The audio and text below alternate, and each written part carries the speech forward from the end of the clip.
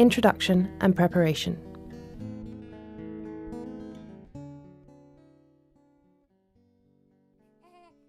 This film will show you how to resuscitate a newborn baby.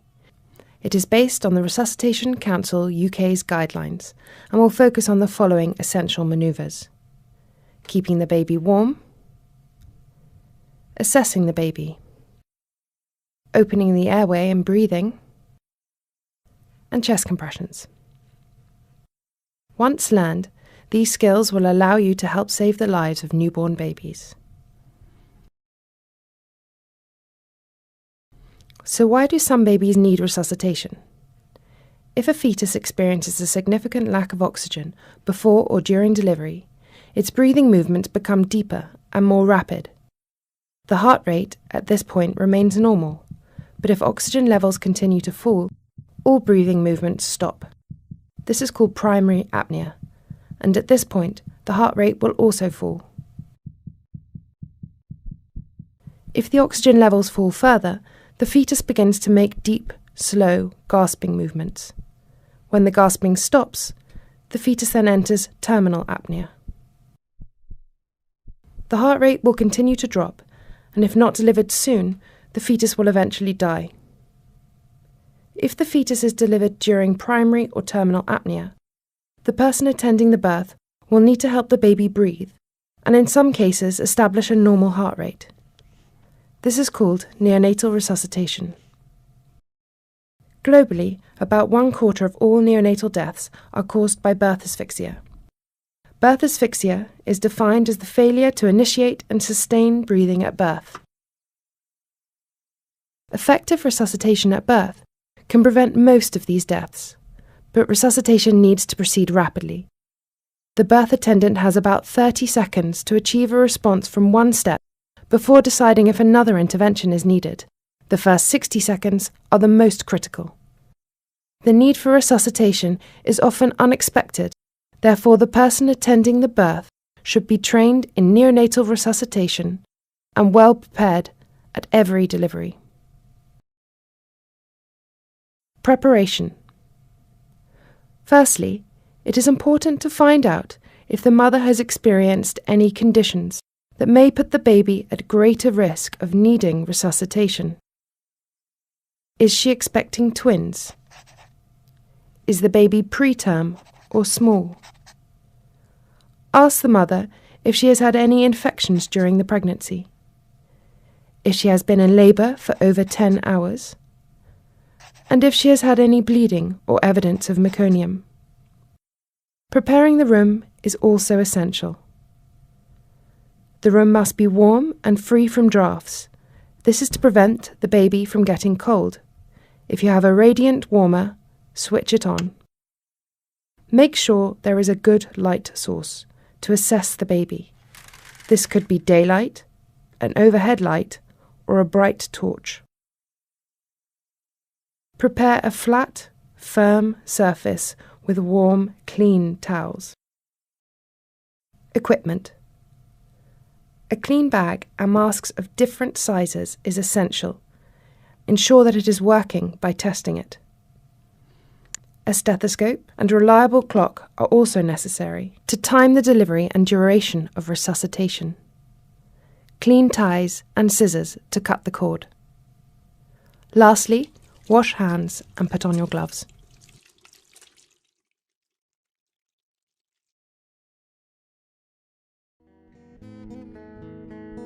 Keeping the baby warm and assessing the baby.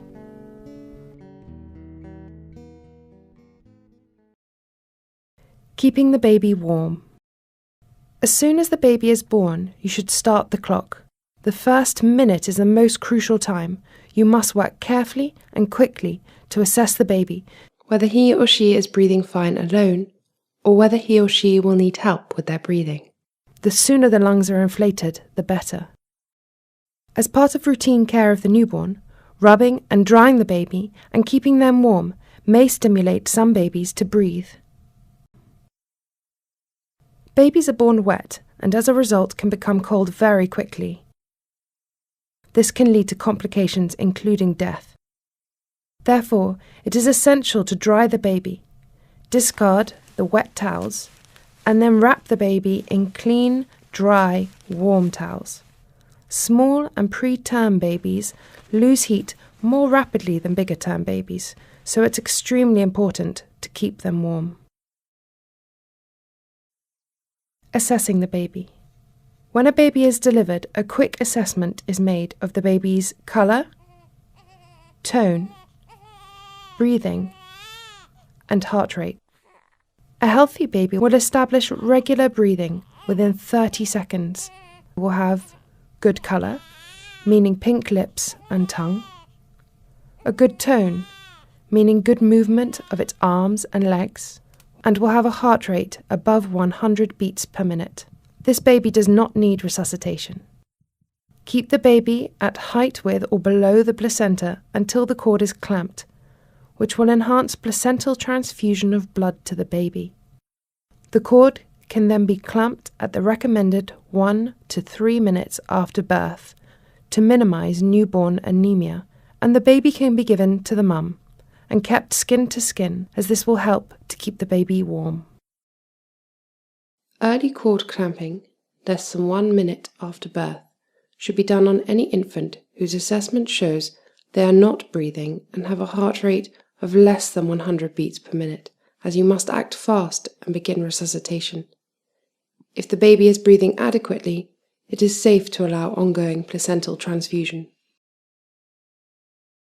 A baby in need of resuscitation will not be breathing, will be floppy with very little tone, will have blue or pale lips and tongue, and will have a slow heart rate of less than 100 beats per minute.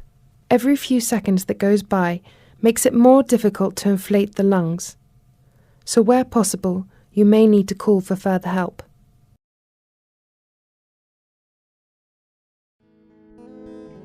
Resuscitating the baby. Opening the airway and breathing. For any baby not breathing, you need to begin resuscitation by opening their airway. To open the airway, the baby's head must be placed in the neutral position by the head tilt, chin lift procedure. The baby should be lying on a flat surface on its back. The neck must not be flexed or extended, meaning that the baby's face is positioned parallel to the surface. You can place a folded towel 2 to 3 centimeters thick beneath the shoulders, and this should help to achieve the right position. The airway should now be open. If the baby does not breathe and heart rate remains below 100 beats per minute, you must give 5 inflation breaths. And remember, the lungs are only inflating if the chest is moving. To give inflation breaths, you need to maintain the neutral position by supporting the baby's head with your hands. Place the mask over the baby's mouth and nose. The mask must be the right size and form a good seal. It should not press on the baby's eyes or overhang the chin. The mask is held and compressed from the top, not near the edges, as this will ensure a good seal around the mouth and nose. Give 5 inflation breaths by slowly squeezing the bag. Each breath should be 2 to 3 seconds long, and you should see the baby's chest moving. Allow the bag to re-inflate after each breath. Counting out loud helps to keep an accurate rhythm. 1, 2, 3. 2, 2, 3. 3, 2, 3. 4, 2, 3. 5, 2, 3.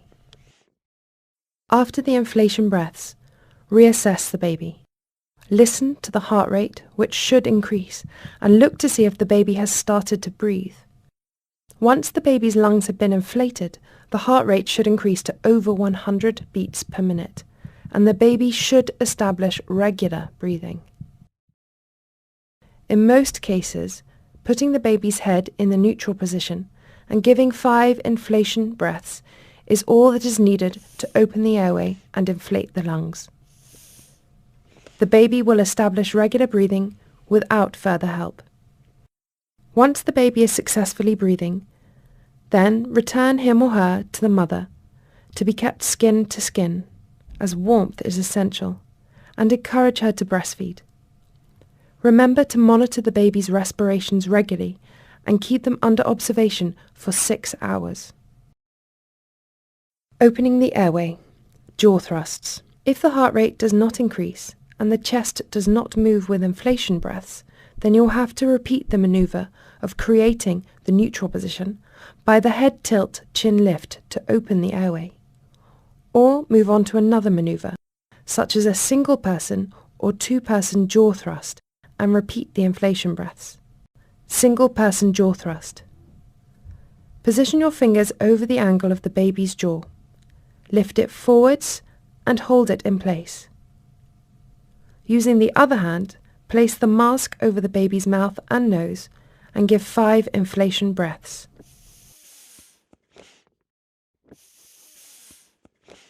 Two-person jaw thrust. If another person is available to help you, then you may do a two-person jaw thrust. One person supports the baby's jaw forwards with both hands and holds the mask in place. The second person gives 5 inflation breaths by squeezing the bag. The person squeezing the bag does not need prior training and could be a relative or other available person.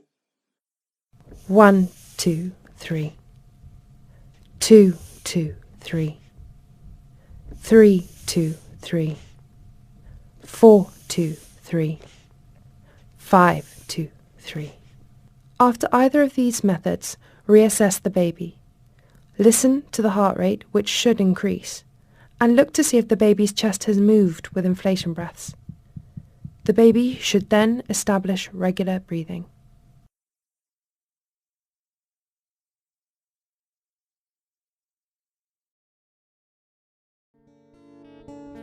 Keeping the baby breathing and what to do if meconium stained. Ventilation breaths. Once the lungs have been inflated, the baby may still need help to establish regular breathing. Ventilation breaths should be given if an infant has a heart rate that is above 60 beats per minute and rising, but is making inadequate respiratory effort of its own, meaning they're either not making any effort or their breathing is still irregular gasping rather than regular respiration. In this case, ventilation breaths are given using the bag and mask. Give ventilation breaths at a rate of around 30 per minute. Each breath should be 1 second long. 1, 2, 3, 4, 5, 6, 7, 8, 9, 10, 11, 12, 13, 14, 15. Reassess the baby every 30 seconds to 1 minute. Make sure the head remains in the neutral position. The heart rate remains above 100 beats per minute. And look to see if the baby is breathing. Continue to give ventilation breaths until the baby establishes regular breathing. Meconium. In most cases of meconium-stained liquor, the baby will not require resuscitation.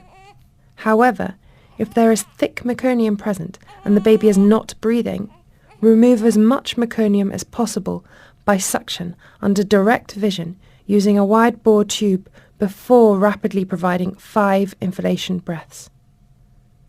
The baby should be dried and wrapped before aspirating meconium to avoid hypothermia.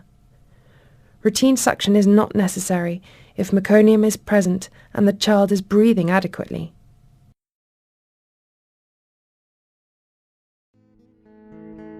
Chest compressions.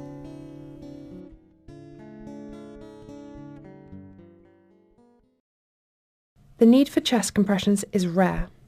Chest compressions should be started on an infant who has no heart rate or has a low heart rate of less than 60 beats per minute and who has not responded to being resuscitated with a bag and mask. It is vital to check the chest is moving in response to ventilation before commencing chest compressions. There is no point in giving chest compressions if the baby's airway is not open and the lungs are not being inflated.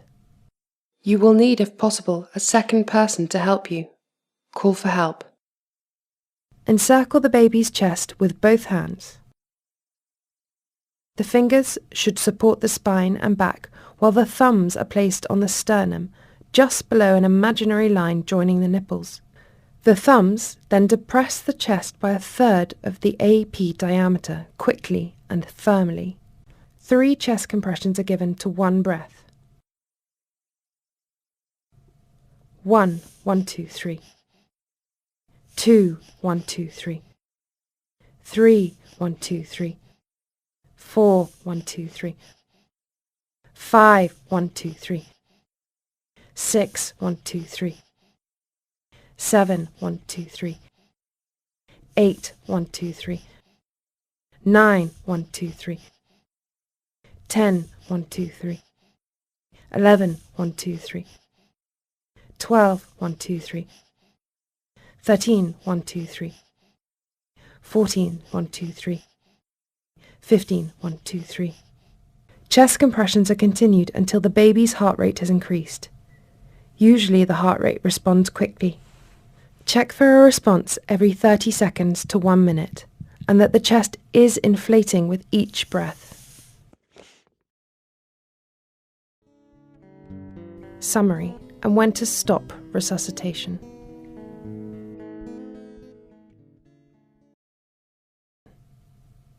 To summarise, be aware that assessing the baby happens immediately after delivery, and resuscitation begins straight away if needed. The longer the baby is without oxygen, the greater the risk of brain damage, so decisions and actions must be taken rapidly.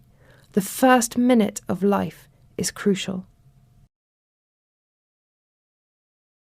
Keep the baby warm by wrapping him or her in a dry, warm towel. Assess the baby's colour, tone, breathing, and heart rate. Open the airway by putting the baby's head in the neutral position, and give 5 inflation breaths using the bag and mask.